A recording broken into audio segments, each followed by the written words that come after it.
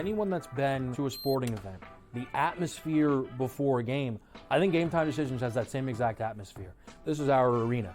This is what we do. There is going to be an energy to Game Time Decisions that you will feel night in and night out. The excitement you get when you lock your bets in, when you're figuring out what you want to do, we can zone in on the biggest games each night. I want this to be the place that people come to before the games start so they feel as ready as possible to lock in their cards. We are going to hit every single one of those markets that you need to know about. We're gonna go through every single thing, and I've got a great team behind me that's gonna help me get the job done. There is not gonna be a better place, I promise you, than Game Time Decisions to get that new information, react to it, and be able to then bet accordingly. We will have everything at our disposal, and we will use that to our advantage. I'm Kevin Walsh. Tune into Game Time Decisions from 6 to 8 p.m. Eastern on SportsGrid. Your gut says Miami is going to win, and you should take the over. Your gut also said your NFT selfies would only go up in value. They didn't.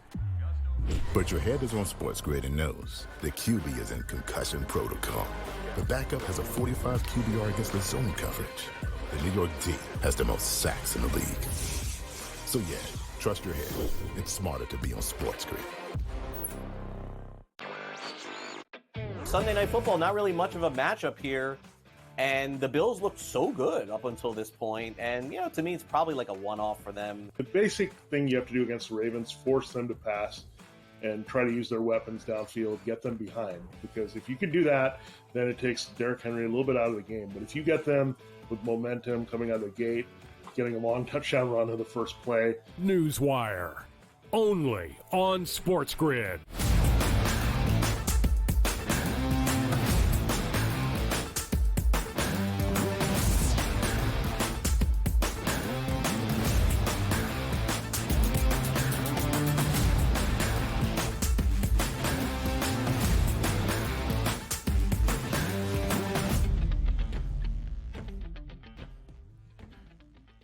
Welcome to hour number 3 on a football Friday, but really a fall Friday, an October Friday, the first Friday in this month, which means playoff baseball continues. The wild card round now done after an exhilarating, historic, dramatic comeback in Milwaukee last night between the Mets and the Brewers. We set the stage for the division round, which starts tomorrow with all 4 sets and all 4 game ones on a Saturday quadruple header. And then we continue our football Friday. We'll hear from the people which game is most exciting, which series is most exciting now in the DSs around MLB, college football on this Friday. And, of course, our final half hour, Joe, it's our picks, our previews, our best bet, our pick 6 for week 5 of the NFL season. Yeah, nothing like urgency in sports, and we'll have a lot of it starting tomorrow with Major League Baseball postseason. And listen, it's already week 6 in college football, week 5 in the NFL, so urgency is upon us here. Urgency certainly is. It is win or go home. The Mets survived last night. Now to a best-of-5 set in all 4 of our division series that begin tomorrow. We took an early look at the National League. We'll continue with some of the excitement for the NLDSs that are division series between divisional rivals. It's the Phils and the Mets. It's the Dodgers and the Padres. Now let's look at the American League, where the division series is largely occupied by one division, the American League Central. All 3 teams that made it to October from the AL Central now on to the second round. But we start with the number 1 overall seed in the American League playoff bracket.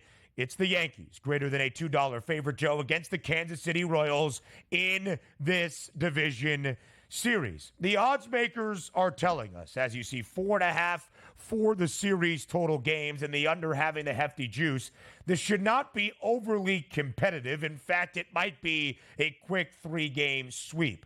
But I will tell you this, all of the pressure, all of the notoriety is on the pinstripes from the Bronx. The New York Yankees' last World Series championship was in 2009.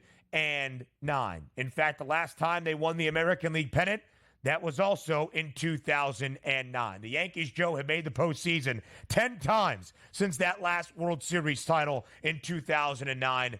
They have not been back to the World Series. They have made the ALCS 5 times, but of course never claiming the pennant, which is always the ultimate goal. Will this year be different, and how does it get started in the DS against KC?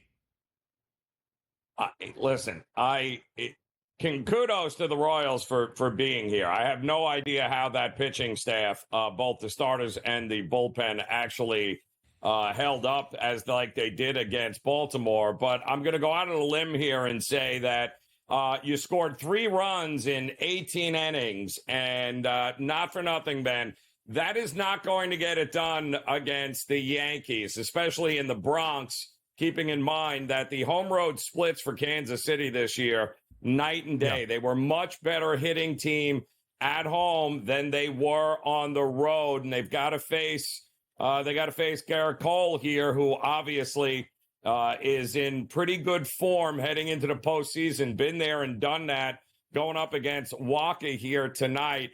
This is all going to come down to, can the pitching staff of the Royals handle Judge and Soto? And you can't just handle one. You have to be able to handle both. And if you don't, you're not winning this series here. And I would not at all be shocked. This might very well go 4 games, Ben, but I don't see it going 5. I think the Yankees win this and advance here. And it's simply because the Yankees are the better hitting team, and they have 2 guys that you can't shut down simultaneously, and they are good enough to carry everybody else in the lineup, which is exactly what they did all year long. Yeah, that's what they did. But Aaron Judge, despite history in 2022, the last time prior to right now, New York was in the postseason. Oh boy, was it a struggle at the dish. You see, minus 205 for game 1, minus 205 for the overall series. I will make this point, though, that stands out ever so slightly. Some changing odds, of course, for game number 1 tomorrow night in the Bronx. First pitch scheduled a little bit after 6:30 p.m. Eastern time. You saw the Royals in the series spread, getting a game and a half. What that would mean for KC to cover and to cash that bet is to force a 5th game, or for Kansas City to win the series. But the most likely series correct score is the Yankees in 4, which is 3-1. They would cover the series spread at plus 270. So we see the Yanks as greater than a $2 favorite. In fact, this is the only of the 4 division sets that we have with a team greater than a $2 favorite to win the series outright. Just some of the oddities that we see in playoff series, which I think present great opportunity and value. Now, New York against Kansas City this year. They won 5 of 7 in the season series. The Yankees against the American League Central, 24-7, and they will have home field advantage in this series. They'll have home field advantage the entirety of the way throughout the American League pennant chase. 3 of the 4 division sets that we have are divisional rivalries, both in the National League and our second ALDS. The Cleveland Guardians, the champions of the American League Central, against the hottest team in baseball since the month of September got underway. That's the Detroit Tigers, sweeping Houston in Houston. The Gritty Tigers, their first playoff series win since 2013 to advance to the American League Division Series. And Joe, despite being the 6th seed, this actually has the closer of the 2 series prices in the American League. Only minus 130 in favor of Cleveland. The Tigers, the underdog, sure, at plus 108, but they were a much heftier underdog in their opening round set against the Astros. Just how competitive will this AL Central divisional rivalry be now in the ALDS? I mean, listen, not 1, not 2, but 3 American League Central teams are vying here for a shot at an American League pennant and a World Series, which was just unthinkable then a little over a month ago, was never, ever, ever into consideration. And here we are.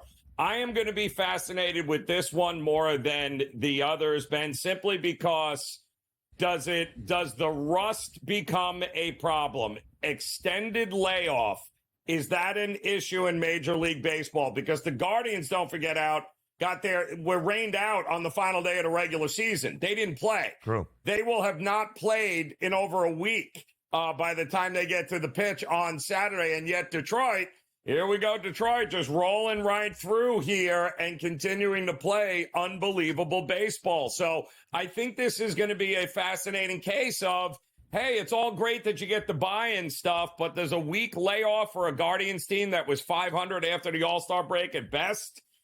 Is that a good thing going up against one of the hottest teams right now in Major League Baseball?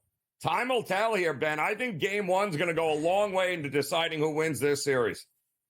The Tigers are a heavier underdog, more of an underdog. The Guardians more of a favorite in game one than the overall series itself. Cleveland minus 146 tomorrow in the first of four games that we have just a little bit after 1 p.m. Eastern. Total is 7. It will be fascinating, Joe, to see what A.J. Hinch does with his starting staff. Tarek Skubal, sensational. Can he pitch a couple of times in this best of 5 if it goes the duration?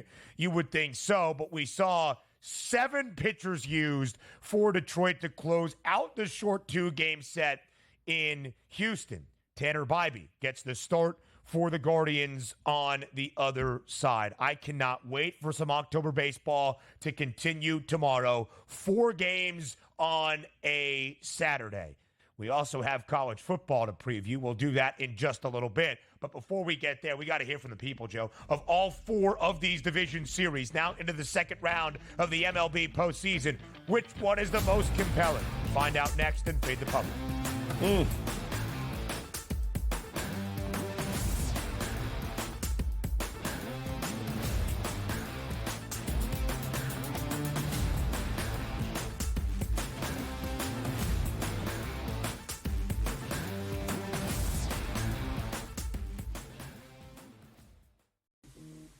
Right here with you on Pro Football Today on SportsGrid. Odds in motion, trying to see what lines have moved throughout the week. Never felt more comfortable in this set than I do for this year. I am ready. I'm just getting angry. The hot takes are going to be here all long, people.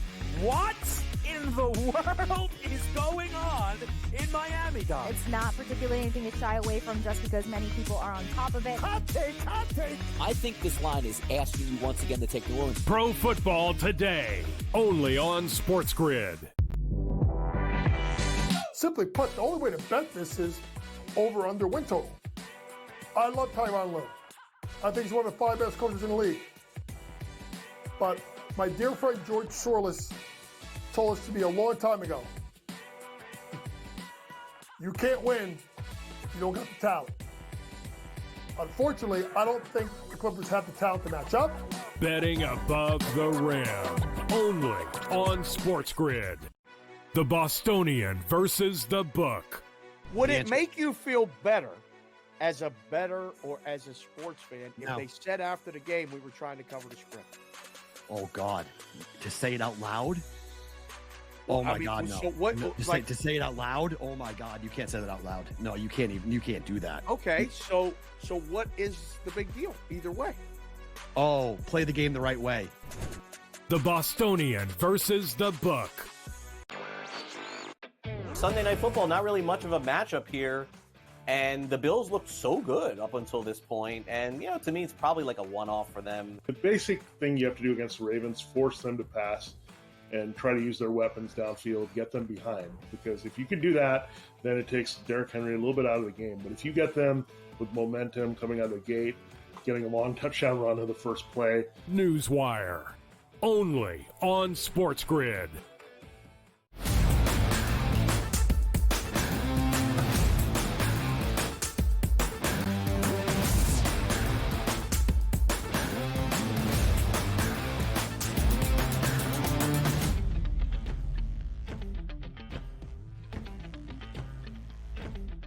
Let's hear from the people, shall we? It is time to hear everybody's assessment on the 4 division series that we have that begin tomorrow on the first Saturday of October, on to the second round of the MLB postseason. 3 of the 4 division series between divisional rivals, both in the National League. Is there too much American League Central for our liking with all the pressure and the impetus on the New York Yankees? Does that make it the most exciting? which of the 4 sets that we have now in the division round of the MLB postseason is most intriguing? That was the question for all of you in Fade the Public.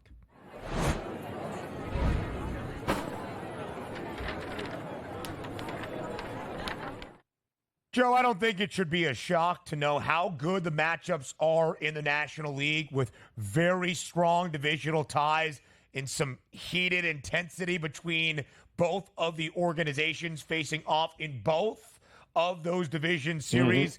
That the NL kind of won this poll. At SportsGrid on Twitter, which MLB division series is the most intriguing? Mets, Phillies, Padres, Dodgers, Royals, Yankees, Tigers, Guardian. Nearly half of the Fade the Public poll back in the Padres and the Dodgers, followed, I guess, at least in second, with nearly 27% on the Mets and the Phillies. The Tigers and the Guardians, third most. The Yankees and the Royals, fourth most. Which way did you vote, Joe Ranieri, in the Fade the Public poll? Well, I think the Padres Dodgers certainly is what's going to move the needle here. And I think the public is on to something, because many people believe that the winner of this series is your National League champion, and in all likelihood going to be the favorite to win the whole thing here. So I do think that's the series that has the most juice. But again, I think there are 2 series here in which we've got teams that we all thought had no business being here, but yet here they are playing amazing baseball. Will the luck run out with the Tigers and the Mets? Those 2 series to me are way more fascinating than anything the Dodgers and the Padres are going to bring to the table. Yeah, I think storyline, rivalry, how compelling it has been between the Dodgers and the Padres in the last half decade as this Southern California rivalry has really boomed, makes it the most exciting. But I agree, Joe. The Phillies and the Mets, no love lost between those 2 organizations. If it was the Phils and the Mets, perhaps in that doubleheader to end out the regular season, I don't think there would have been handshakes and celebrations on the field at either Citi Field or at the bank in Philadelphia. None of these 4 teams in the National League really care for each other. And you've got that divisional rivalry, of course, in the ALDS between Detroit and Cleveland. Not a lot really there for the Yankees and the Royals, more so on New York. KC is here, a young club that has been great this season, but it's for the Yankees. It's the storyline of, can they finally match the optimism and the expectation that is always surrounding this Pinstripes club each and every year, now with a golden opportunity, and as the odds makers would tell us, by far the most favorable path of any team to win a pennant and get to a World Series. Joe, you just said this point, and I think it's incredibly sound. There is a thought the Yankees are going to win the pennant. They are the short American League favorites at this moment. They have the best price now to win the World Series, moving in front of the Dodgers for the first time this year. There you see the pennant odds. It's plus 105. It was even money yesterday. I think there is a thought, though, Joe, that the team out of the National League will be so battle-tested through this gauntlet that they are probably going to be the favored side come a World Series matchup, either outright price, however that looks. Is that how you see it? Do you think the team that ends up winning the National League will be the World Series favorite, and deservedly so? I believe if it's the Dodgers, they will likely be a small favorite if it's the Yankees. If it's the Padres, I do think the Yankees, of course it's the Yankees representing, I think the Yankees will be the favorite against the Padres. I think the Dodgers will get the nod against the Yankees, and a lot of that's going to have to do with the fact that the public in all likelihood probably remembers when the Dodgers went to Yankee Stadium and beat the snot out of them. So I do think the Yankees against anybody else other than the Dodgers is the favorite. Yeah, I would agree, probably from the public perception of it all. I think the reason the Dodgers have moved off that favorite price is because of the matchup against San Diego. The Padres have been the best team in baseball since the All-Star break. The Dodgers actually better by a half a game in favor of San Diego, or in front of San Diego, since the beginning of August, the best American League team since the start of August. That's the Detroit Tigers. And not only will we have the divisional rivalries in 3 of the 4 DSs, we will also have the conversations between wild card teams and the teams that earn the opening round bye. Can the Mets stay hot? Can the Tigers stay hot? Joe, the last time Detroit and Cleveland faced off, a 2-game short set to end out July, the Guardians won both. At that point, the Tigers were 52 and 57, 5 games below 500, almost indicative of what this second half and really the final 2 months of the season has been for Detroit, because as I just mentioned, they are the best team in the American League since the end of that 2-game set against Cleveland, since the beginning of August, 34-19 to end out the regular season. Of course, they won both here in the postseason. That now actually has the shortest series outright price. Some market movement on this Friday morning. The Guardians only minus 120 to win this set outright. The Dodgers now up to a minus 142 price against San Diego. We would expect some competitive baseball starting tomorrow with a quadruple header.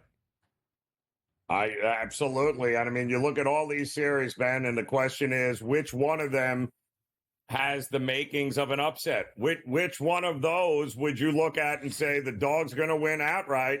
Is it the Padres? Is it the Mets? Is it the Tigers? I think the only one we're safe with is saying the Yankees in all likelihood are going to beat the Royals. Can we say that about anybody else? Any other favorite? Yeah, I don't really think so. Again, KC here, as Joe mentioned, scoring 3 runs. The back end of the bullpen dominant. Frankly, all of the pitching staff for Matt Quatraro was incredibly good in that opening round set against the O's. First game up tomorrow, Guardians, Tigers. Phillies, Mets, Yankees, Royals, Dodgers, Padres to end it in that order. And some college football on Saturday, too. Next.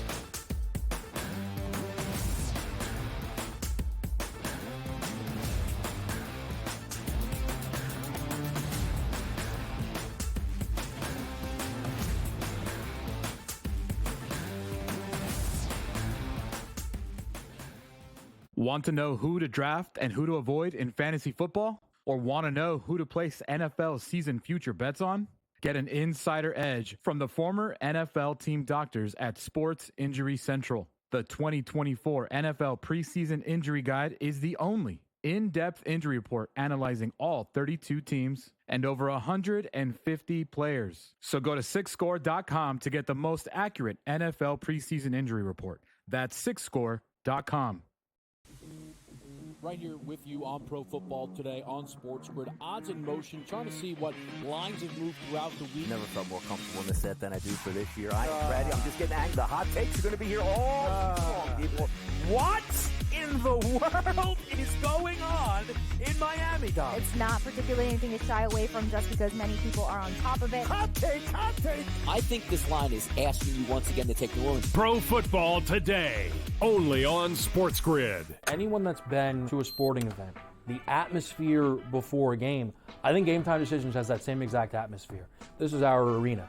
This is what we do. There is going to be an energy to Game Time Decisions that you will feel night in and night out. The excitement you get when you lock your bets in, when you're figuring out what you want to do, we can zone in on the biggest games each night. I want this to be the place that people come to before the games start so they feel as ready as possible to lock in their cards. We are going to hit every single one of those markets that you need to know about. We're going to go through every single thing, and I've got a great team behind me that's going to help me get the job done. There is not going to be a better place, I promise you, than Game Time Decisions to get that new information, react to it, and be able to then bet accordingly. We will have everything at our disposal, and we will use that to our advantage.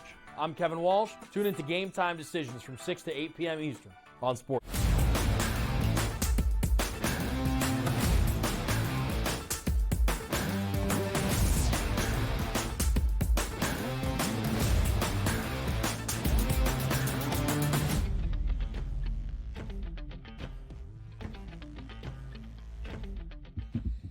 A college football weekend that started last night, and what a banger of a Friday do we have in store as well. 2 games that kick off at 9 p.m. Eastern time that are absolutely sensational, that feature a ranked team in both. 6th-ranked Oregon hosts Michigan State in a Big Ten battle. Yes, a Big Ten battle. 25th-ranked UNLV will host my Syracuse Orange in Sin City in 2 games to start off the night. Kennesaw State, Jacksonville State. It's been a struggle for Rich Rod and Jack State this year. TCU and Houston in a Big 12 game.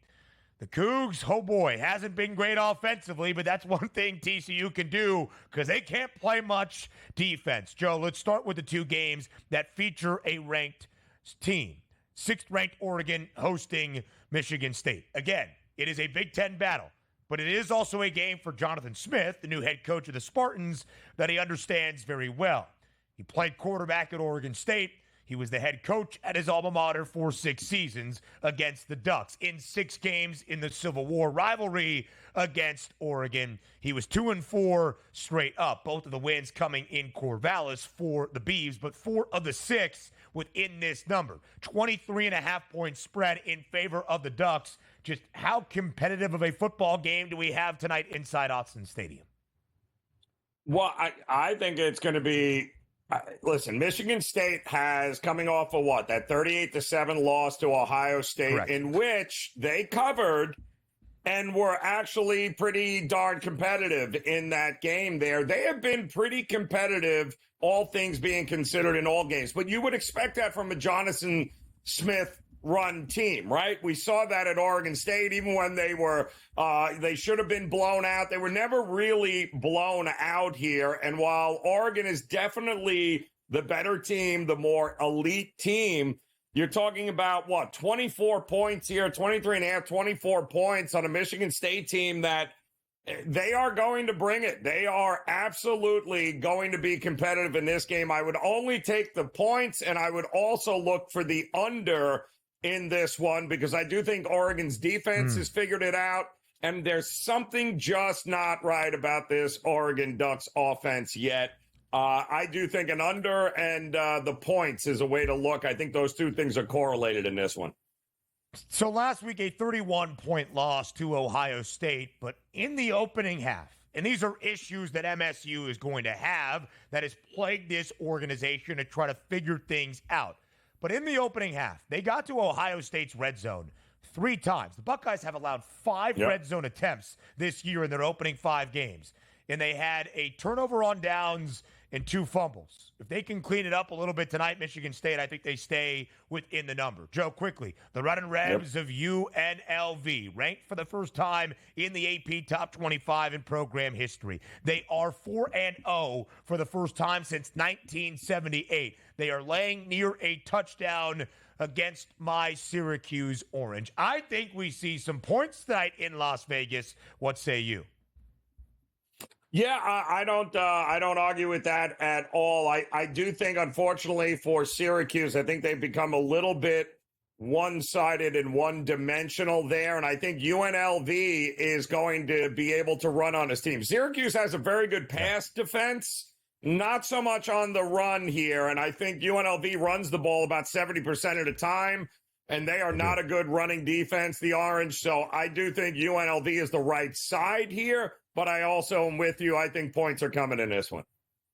UNLV not great in the secondary. That's all Syracuse does. To Joe's point, they throw the football. Kyle McCord has been great. They are not great against the run. UNLV averaging 283 yards per game on the ground. The go-go offense is good, even with Haj Malik Williams and not Matthew Sluka. Joe, not too many great games on a Saturday. In fact, one technical ranked versus ranked game only. It's Missouri and Texas A&M, who is co-25th in the country alongside UNLV. 2.5-point spread in favor of the Aggies at home. What do you like?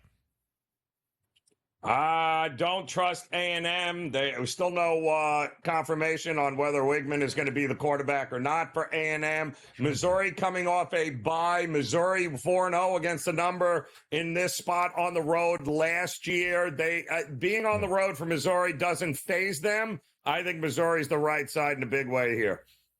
In potentially the least hyped national championship game rematch the world of college football has ever known. Michigan, 10th ranked in the country, but a short underdog in Seattle tomorrow night. Some good games as well, week 6. We'll talk about those at a later date. We continue our Sunday slate preview with the Pick 6 next.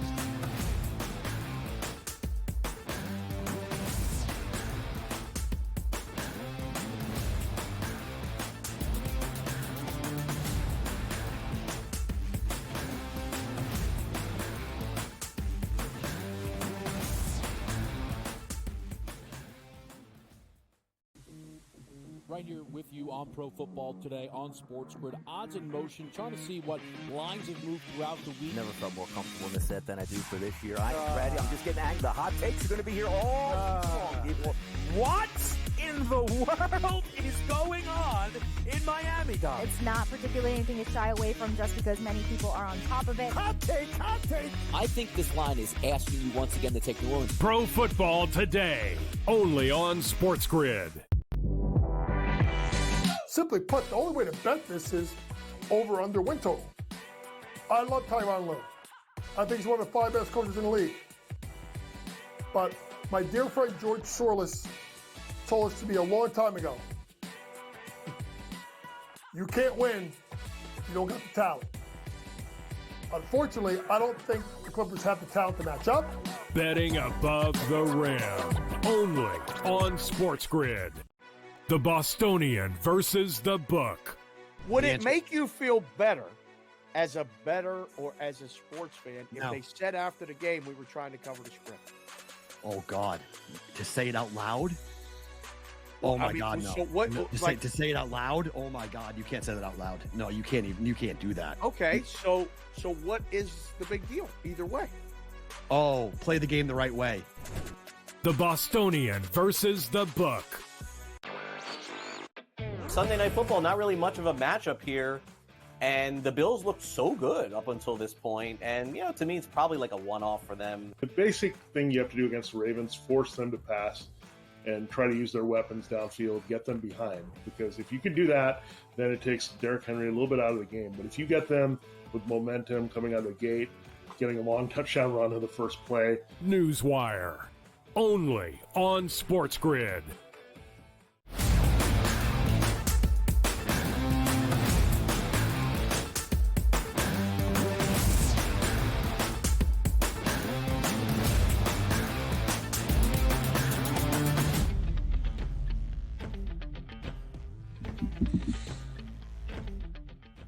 Welcome back to a Football Friday live right here on the early line. Our final half hour of every Football Friday gets you ready for the weekend in the National Football League. That Sunday slate, only 12 games this Sunday because it's our first weekend of buys around the NFL. The Titans, the Lions, the Eagles, and the Chargers all have that early bye week to start this season, week number 5. But still 12 games. We only had 13 the last 2 weekends because we had a doubleheader of Monday Night Football, so still pretty robust. We've got our first London game of the year.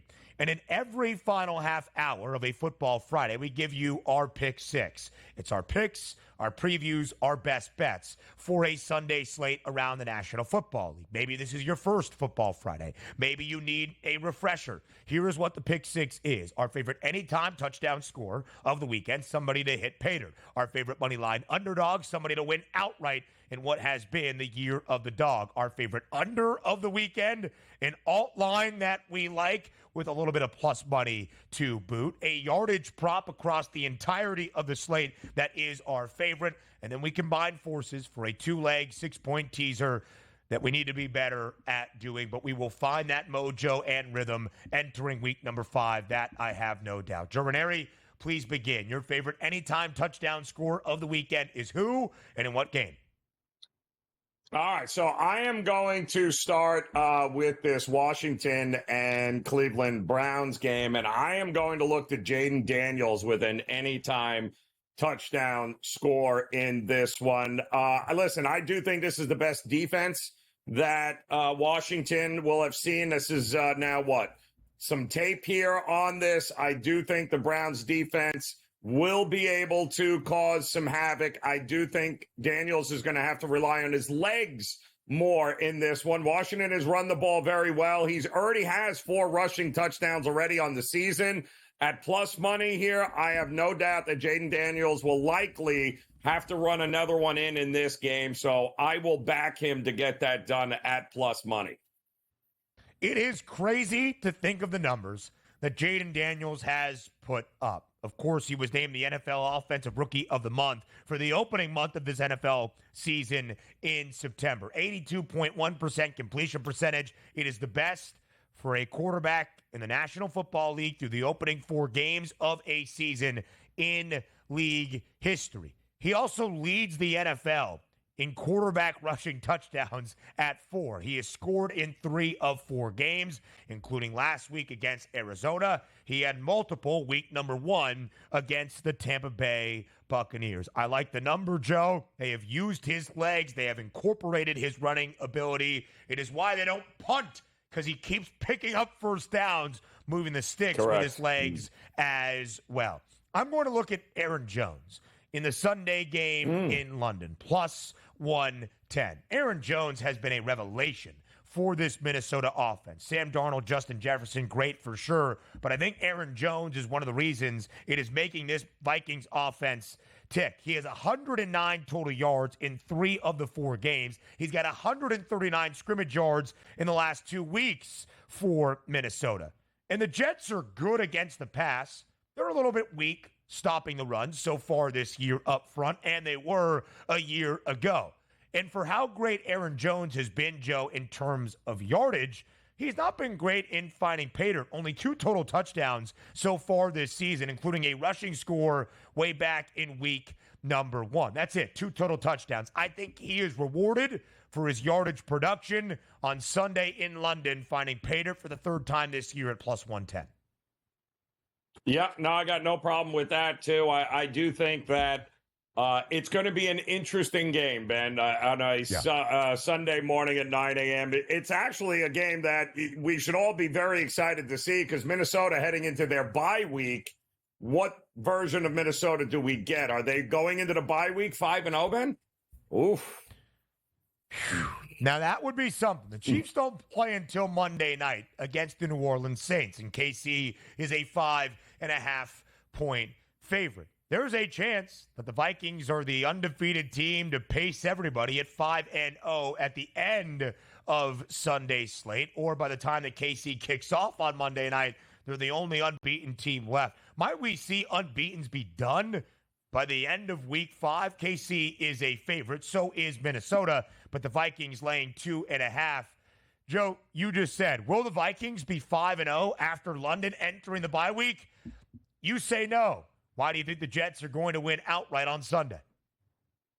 I'm sorry, Ben, just teed myself up there. But yes, the answer is absolutely not, Ben Stevens. There is not going to be an undefeated Vikings team heading into their bye week. And listen, this is a classic buy low, sell high. Everyone's running left.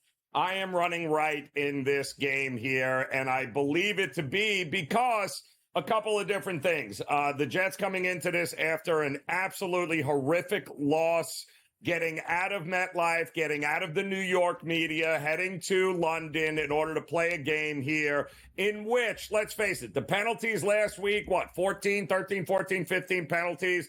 They killed themselves. That's very fixable here. The cadence issues, very fixable here. Aaron Rodgers certainly, I think, took some responsibility for how terrible they were against the blitz. They know the blitz is coming this week. I think it was a great warm-up game.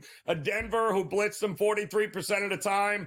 I do think that Sam Darnold, this will be the best matchup defensively that he has had. I don't trust Sam Darnold. I think the entire market world is way too high on the Vikings. Great opportunity to get the Jets. Buy low on the Jets in this one. They will win this game outright.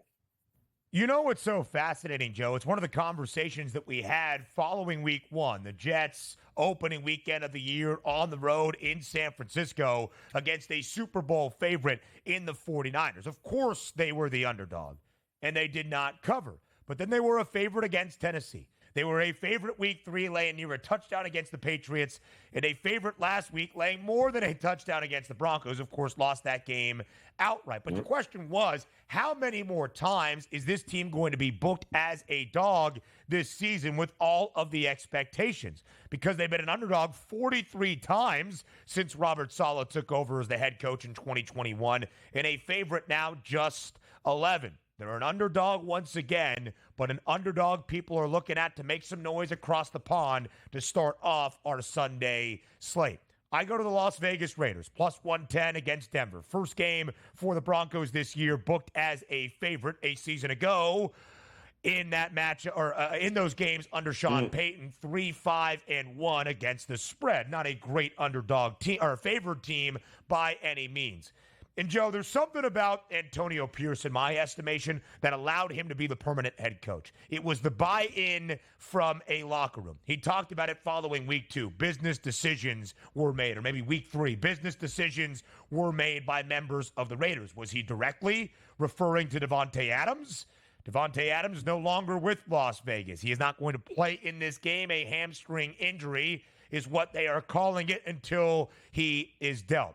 I think there's a lot of buy-in right now for the Raiders. A belief in this organization entering this game against Denver that, hey, the guys that don't want to be here, they're not really going to be a part of this franchise. They'll go into Denver and win outright on the road on Sunday in Mile High. The Broncos defense, very good. But the Broncos have their 2 wins this year, Joe, when booked as an underdog of 5.5 points or greater in the year of the dog.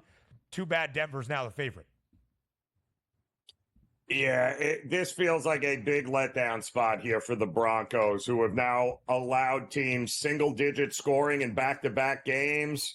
I think this is in for a bit of a rude awakening. I am with you on this one here, Ben. Can't trust Denver. They should win with all the injuries to the Raiders, but wow, is this a big letdown spot. The Broncos have been great defensively the last 2 weeks. If that continues, we're not going to see a ton of points in this game. It's the lowest total of the weekend at 35.5. We continue the pick 6 next.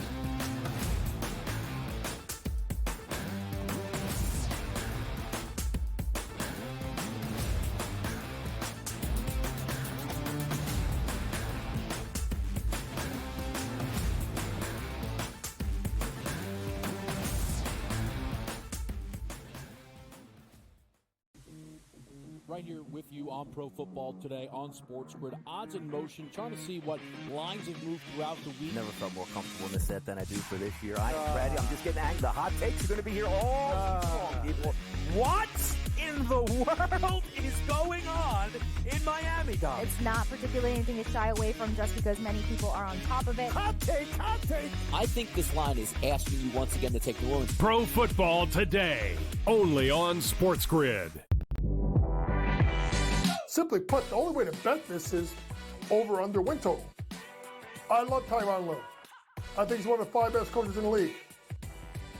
But my dear friend George Sorless told us to me a long time ago, you can't win if you don't got the talent. Unfortunately, I don't think the Clippers have the talent to match up.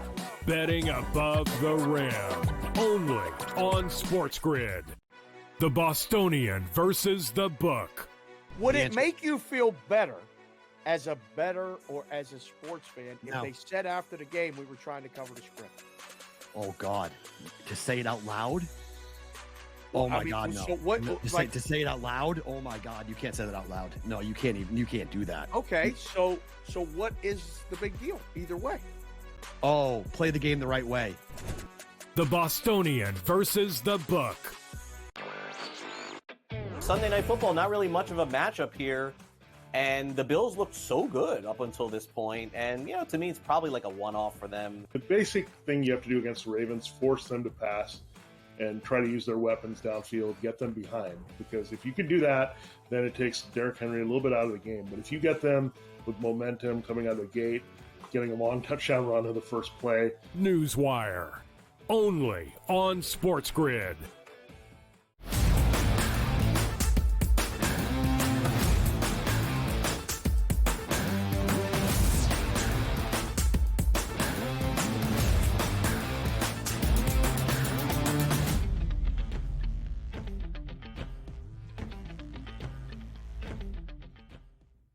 When Joe and I started our Week 5 Pick 6 around the National Football League for the Sunday slate, we were very complimentary of each other. Great anytime touchdown score. Ooh, I like that underdog to win outright as well. This is where it gets a little bit interesting because we are seeing offensive output and point production this week for Sunday vastly differently. Let's look at the unders, our favorite unders of the weekend. Joe Ranieri, please begin. Well, Ben, you and I are going to be on opposite sides of this one here, but I am absolutely looking at the under with Cincinnati and Baltimore, now under 49 after ballooning up as high as 50.5. And listen, if I'm not mistaken right now at last look here, totals above 50 are 4-0 to the under this season in the NFL. And if you go back to last season, totals sitting at 50 or higher are 16-4 to the under. The public loves them some overs. The public looks at this and goes, oh, wow, this is going to be the Cincinnati defense is terrible. This is going to be points, and more points. Well, you've got an AFC North divisional battle in which these two teams know each other extremely well. What we don't realize here is that Cincinnati is getting their reinforcements back on the defensive side of the ball. Hendrickson is going. B.J. Hill is back in the middle. Miles Murphy back in the middle of that Cincinnati defensive line.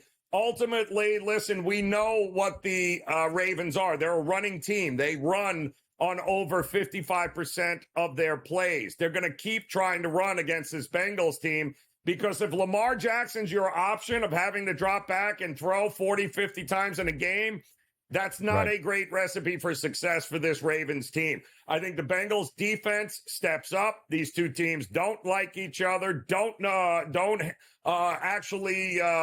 would not expect this to be one of those games in which I think both will have some success scoring, Ben, but that is a big number to go over. That's got blowout written all over it, and I don't think so. I think this game's much tighter, much more like a field goal. It's more 24-21 to me than anything reaching 30 points.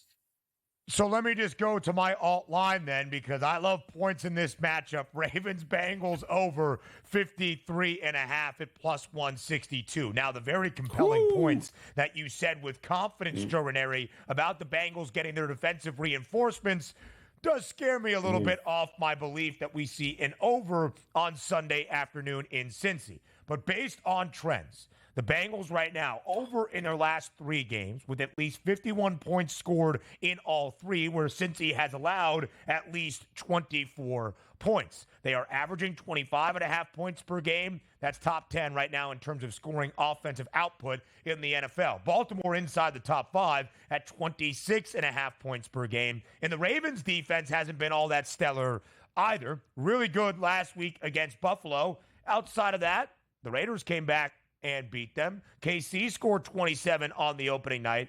And the Cowboys game alters these numbers just a little bit, but Baltimore still allowing more than 22 points per game.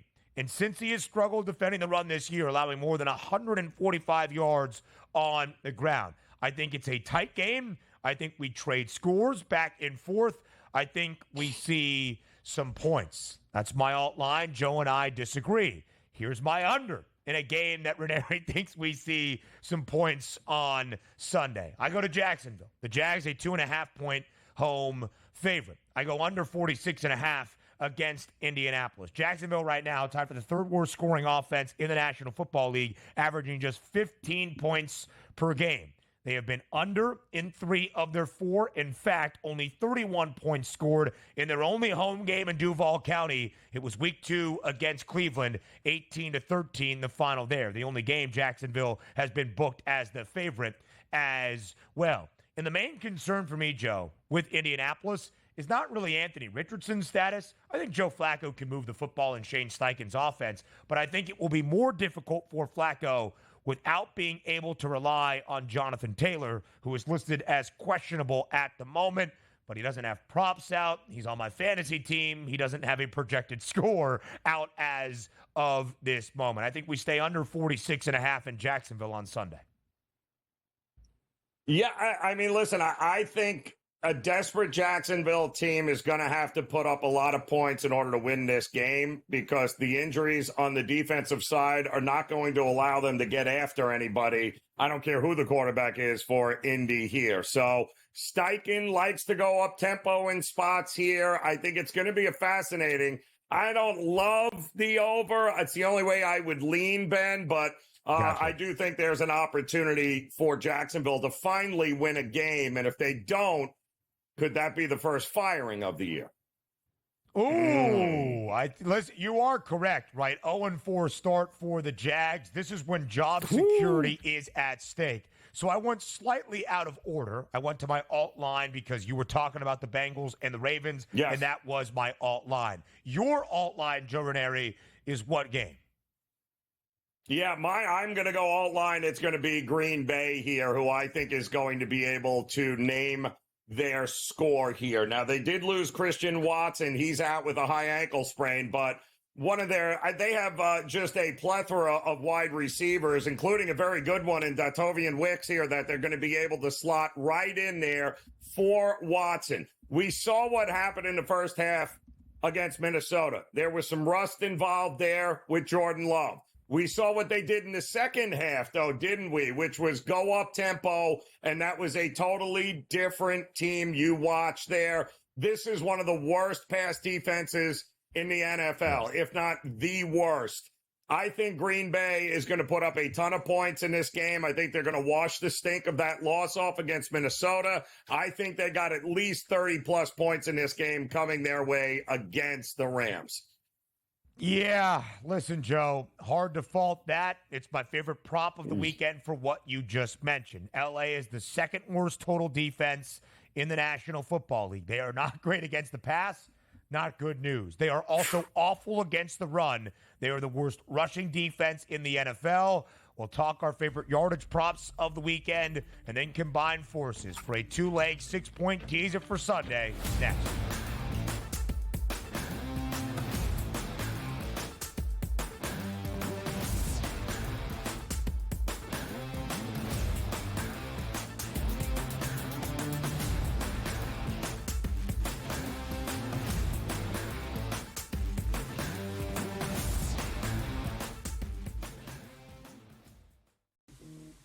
Right here with you on Pro Football Today on SportsGrid. Odds in motion, trying to see what lines have moved throughout the week. Never felt more comfortable in this set than I do for this year. I'm ready. I'm just getting angry. The hot takes are going to be here all long, people.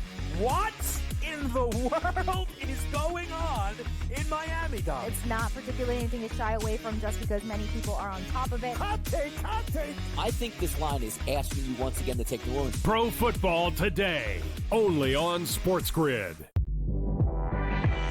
Simply put, the only way to bet this is over-under win total. I love Tyronn Lue. I think he's one of the 5 best coaches in the league. But my dear friend George Sorless told us to me a long time ago, you can't win if you don't got the talent. Unfortunately, I don't think the Clippers have the talent to match up. Betting above the rim, only on SportsGrid. The Bostonian versus the book. Would it make you feel better as a bettor or as a sports fan if they said after the game we were trying to cover the spread? Oh, God. To say it out loud? Oh, my God, no. So what, no to say it out loud? Oh, my God. You can't say that out loud. No, you can't even. You can't do that. Okay, so what is the big deal either way? Oh, play the game the right way. The Bostonian versus the book. Sunday Night Football, not really much of a matchup here.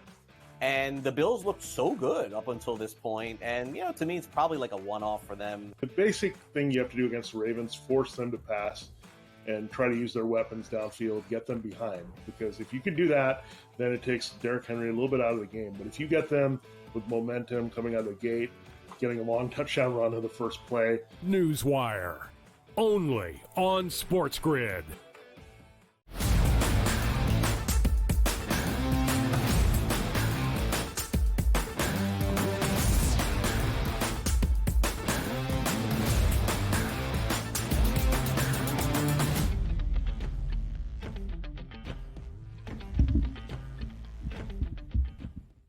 We are live here on a Football Friday on the early line on SportsGrid. He is Joe Ranieri. I am Ben Stevens. We round out our pick six with our final two components, our favorite yardage prop of the weekend, and then a two-leg, 6-point teaser. Through the opening 4 weeks, September was not kind to our teasers, Joe, but they hit in week number 5. It's been so hard in the year of the underdog because it makes sense to tease a team down from a touchdown favorite to a pick, but those touchdown favorites can't even win a game outright.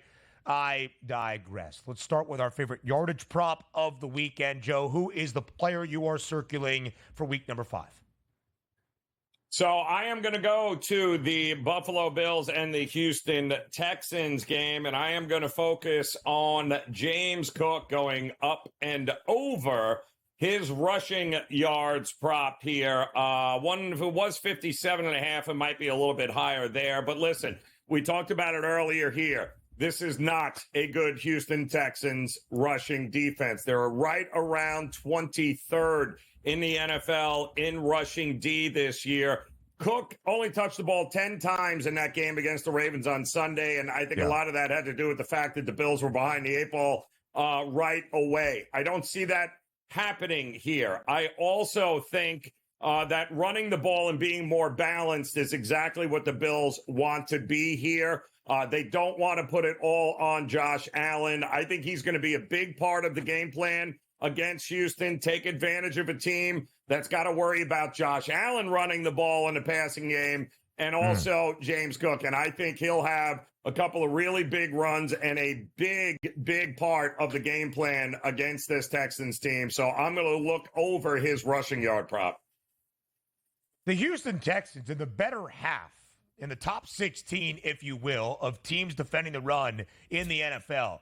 But those numbers are greatly skewed by one game, Sunday night, week 2, against the Bears. They gave up a $158 last week to Jacksonville. Jonathan Taylor had a nice day against them week number 1. Even week number 3, Joe, Aaron Jones was the key component of Minnesota's offense. Love that look, and James Cook has been doing it as a receiver as well, maybe a combo prop if you like that. The Rams, though, are the worst rushing defense in the National Football League, giving up more than 165 yards per game on the ground. So I look at Josh Jacobs. 62.5 is the number. If you watched the game last week against Minnesota, they were down 28-zip. That was the Packers. Jordan Love was a little bit too helter-skelter, I think, for Matt LaFleur's liking in terms of winning football games. I think they focus on the ground once again. Josh Jacobs, 84 yards in his first 2 games with Green Bay. At least 16 attempts in both. He has been under this number of 62.5 2 consecutive weeks. But last week, Joe, a bright spot. Again, they could not run it often because they were trailing by 4 touchdowns in about 22 minutes of game action. But still, 9 carries, 51 yards, 5.7 yards per pop for Josh Jacobs. I think he has a good day against the Rams, who are the worst rushing defense in the National Football League, because 62.5 is not an awfully large number for Jacobs to go over. And like you, Joe, I think Green Bay names their number. I think they have a great offensive day in L.A. and get win number 1 with Jordan Love starting under center this year. All right, here we go. Come on. First Sunday in October, week number 5. This is when it hits. 2-leg, 6-point teaser. Joe, your leg first, please. No, well, listen, don't feel too bad because Wong teasers have been absolute garbage this season thus far. But I'm with you. I think that might change here. And I am going to go out west, and I'm going to look at the Seattle Seahawks. I'm going to tease them down to right around a pick 'em there, Ben. I'm just asking them to win the game here, and I think they will do that. And I think it'll do it rather easily as they will be much better defensively. 5 starters back on the field, defensive line, linebacker, and secondary members all back. It's going to be a long day for the Giants, so I need Seattle to win this game.